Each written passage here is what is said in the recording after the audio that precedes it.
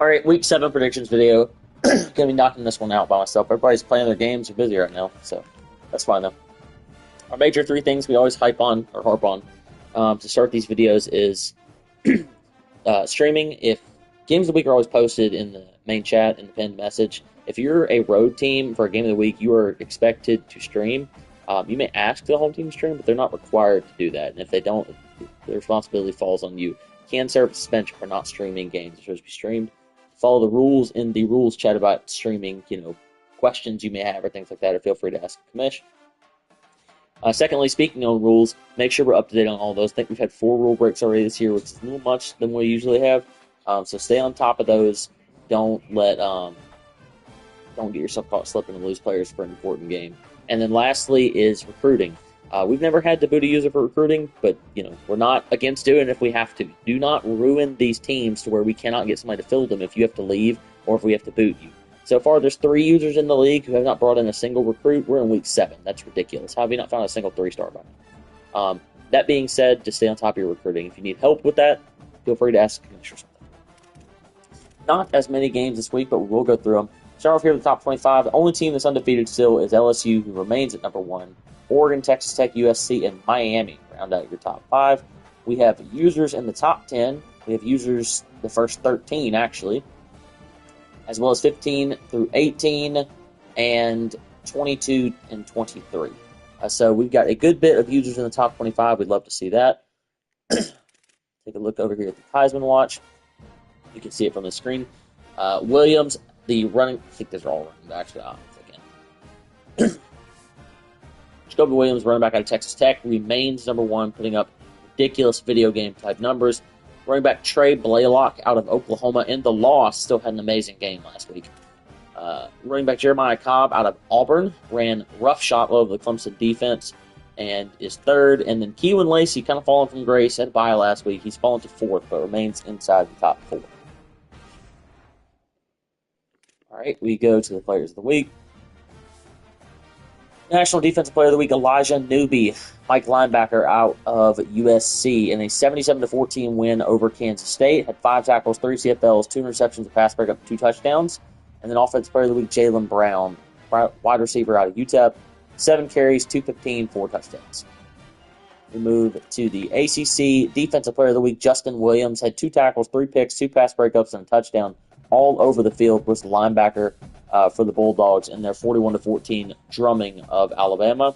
And then also Dwight Phillips Jr., running back, was the Offensive Player of the Week with 7 carries, 136, and 2 touchdowns. Also put up 52 receiving yards. 9 touches for 188 yards and 2 scores. Pretty damn good. Big 12, of course, we talked about Newby already, but your Offensive Player of the Week in Big 12 was Terrell Anderson, maybe for the 2nd straight week? Yeah. He has 8 for 121 and 3 receiving touchdowns in that 77-14 win over the Wildcats. Big 10 Defensive Player of the Week, Peyton Waters for the Tar Heels. That they got their first victory, 45-13 over Indiana. He had 6 tackles, a TFL, 3 interceptions, and a pass breakup. He was a big part of that. And then Offensive Player of the Week, Quentin Martin Jr., the running back from Penn State, 10 carries, 207, 2 scores, also at 12 yards receiving. And then finally, the SEC. Got a Texas Tech sweep here. Daquan Dyer, corner for the Red Raiders, had 4 tackles, an interception, and a touchdown in that 58-14 win over Florida State. It's 6-14. And then your Heisman front runner, Jacoby Williams, of course, had 213 total yards on 22 touches with 3 touchdowns. That's pretty damn good. Get into the predictions. Although 2 games are already underway, they're good games. You should probably be watching those instead of listening to me. And come back and watch the rest of this video after that because they're both tight and they're both in the second half. But we'll start off here with a big-time rivalry game. Got the 5th-ranked Miami Hurricanes 4-1, and Coach Rob traveling to Tallahassee to play the Florida State Seminoles and Coach LP at 1-5. LP has not had the start he wanted to. He could get back on the right track with a big rivalry win here. Rob is riding really high, though. Needs this victory if he's going to have a chance down the stretch with how tough his schedule is. Oof, goodness, forgive me. That being said, LP has not only not played well, he's home here, so it should give him a better opportunity, and generally, he's supposed to be the better user, but Rob's flying high, he's got the better team. There may be some momentum to factor in here. So give me Miami to win this one on the road, tight, 27-20 or 34-27 over the Noles. Dean will be getting a force win over CPU Georgia Tech. This one is already underway. We have the 9th-ranked Auburn Tigers playing at the 8th-ranked Georgia Bulldogs. This is Gabe playing at Pistol. I'll check this live score for you now. It looks like Gabe's giving up back-to-back touchdowns. So Georgia's up 28-17, halfway through the third quarter. Gabe's on a third and long. Wheels are probably falling off the wagon right now for the Tigers. So I will say 42-31. Georgia's going to close that one out. Next, 13th-ranked Texas A&M Aggies at 2-3. Coach Chevy traveling down to the Swamp to play the 12th-ranked Florida Gators at 4-2.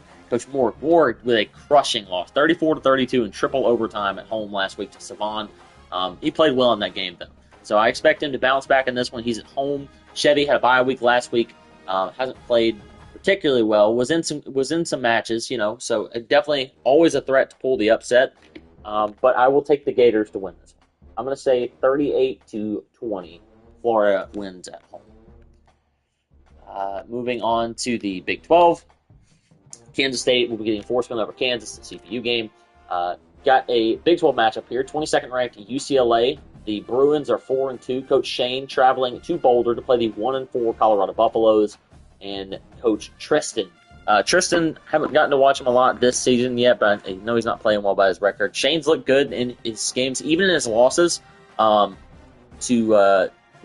loss. The other was a fair sim loss. But he looked very good last time we saw him versus Hayden. So I think that he's going to pull this one out on the road. Give me the Bruins 38-17 at Colorado. Another matchup here, 4th-ranked USC at 5-1. Coach JJ traveling down to Tempe to play the Arizona State Sun Devils at 1-4. Coach Jack. Jack's played a couple users in here. Last week he said playing Delvin was hell. How can anybody play like that? He's going to experience the opposite of that this week as JJ throws the ball every single fucking down. So everyone say a prayer for the Sun Devils. Give me the Trojans 59-17 on the road to Tempe. Next, Nebraska at 4-2. Delvin had a chance to end his bowl drought. A win here would certainly help him, but he travels into Eugene to play the 2nd-ranked Oregon Ducks at 6-1. And Coach Hayden, Hayden should eat this one up, I think. I'm expecting a lot of points for the Ducks, not many by the Cornhuskers. 45-10. Oregon thumps Nebraska. Big Ten matchups. The 0-5 Tennessee Volunteers, Coach Dan, traveled to Louisville to play the 0-5 Louisville Cardinals, and Coach G. Somebody's getting out of here with their first victory. Both of them could have had a chance to win it last week. Both of them suffered heartbreaking losses.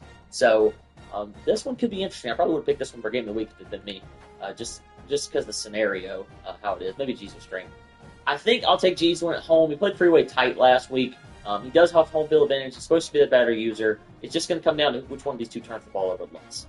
But give me Louisville 35-28 at home over Tennessee.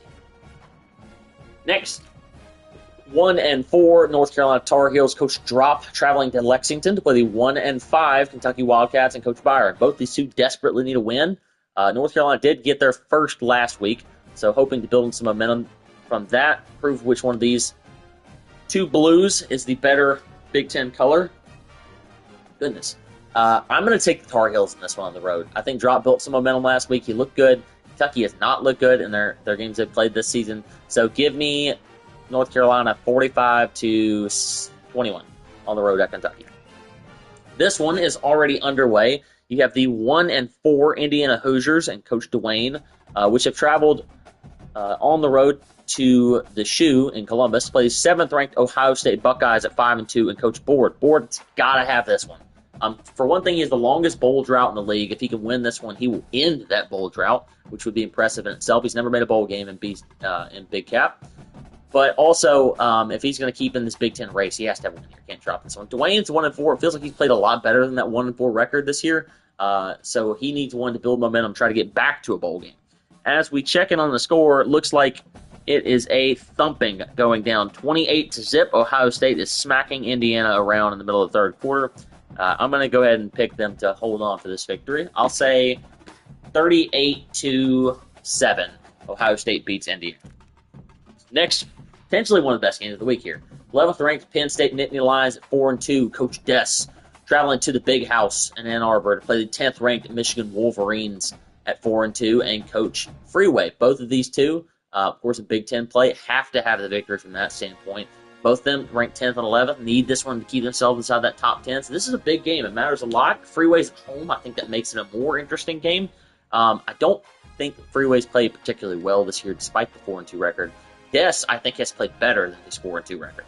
So I will take the Nittany Lions to win this one on the road. I'm going to say 35-24, Penn State wins. Be a good game, though. Moving on to our last few matchups here. Oklahoma. Oh, sorry, skip one there. We got 3 more here, including this one, which is absolutely the best game of the week. So we'll start off here with the 15th ranked Ole Miss Rebels at 2, or is it 16? I can't fucking tell. Ole Miss Rebels at 2-3. Coach Rock traveling to Dallas Fort Worth. There, I think that's just Dallas. To play the 0-5 SMU Mustangs and Coach Tim. The roster advantage definitely to Rock. I think Rock has played better this year. I do think that there have been some bright spots for Tim, especially defensively, which is kind of rare to say for people this year to this point. He's been in a lot of games, just hasn't been able to come out of them. I do think Ole Miss gets it done. The run game is unstoppable this year, and he's got the best running back in the entire game.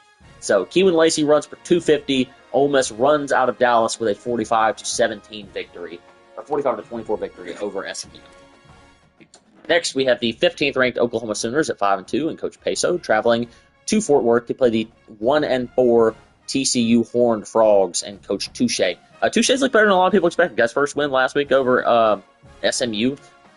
Peso had looked good until last week when he dropped the game versus Chapman. That's Chap's second upset, so maybe we're seeing a trend and not an anomaly there. I think that Peso gets back on the right track this week.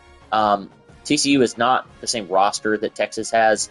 I think Oklahoma wins it 38-17 on the road. And the coup de grace, the best game of the week. Honestly, maybe one of the best games of the season thus far to this point. Third-ranked Texas Tech Red Raiders at 4-1. Coach Ryan traveling down to Baton Rouge to Tiger Stadium to play the number 1 ranked LSU Tigers at 6-0 and Coach Chapo.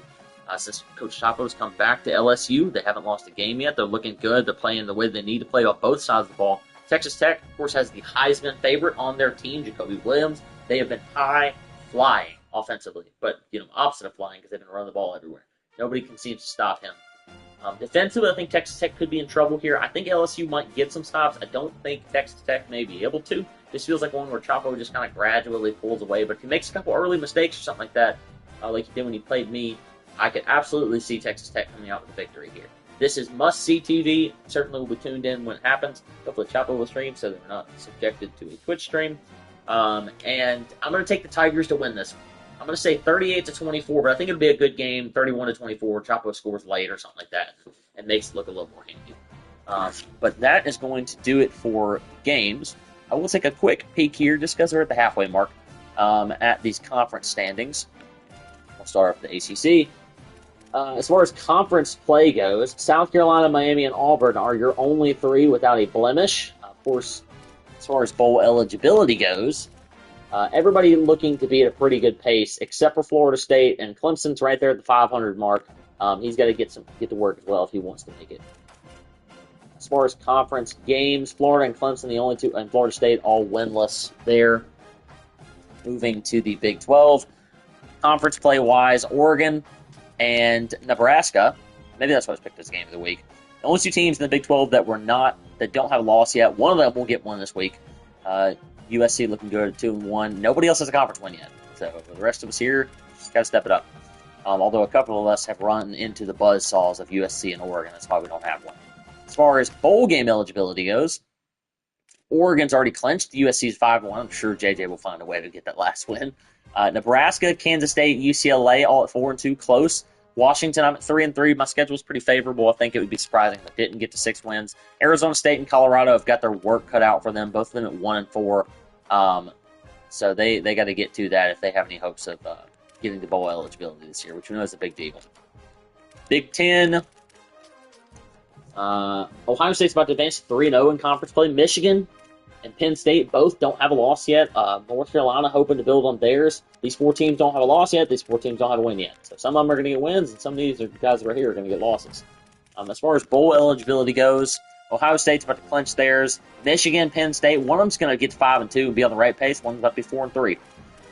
And then the rest of the conference has got to they got to get to it. 1-4, 1-4, 1-5, 0-5, and 0-5. This is not going to cut it, guys.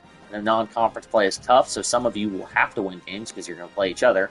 I expect Drop to get right. He'll make a bowl game. These other 4 guys, they kind of really get on it if they got any plans of playing the postseason this year.